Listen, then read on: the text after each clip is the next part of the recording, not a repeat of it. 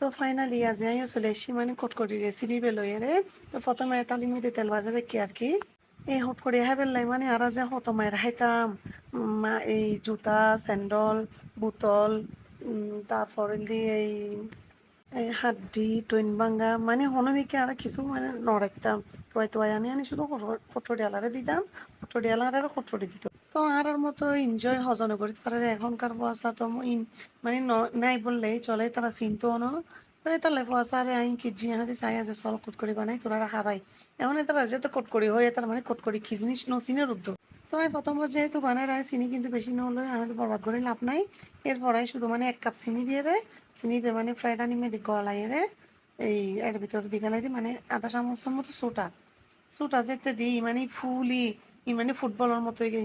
তো এই KG football in KG না না তো ফুটবল ন তো কটকটি খালি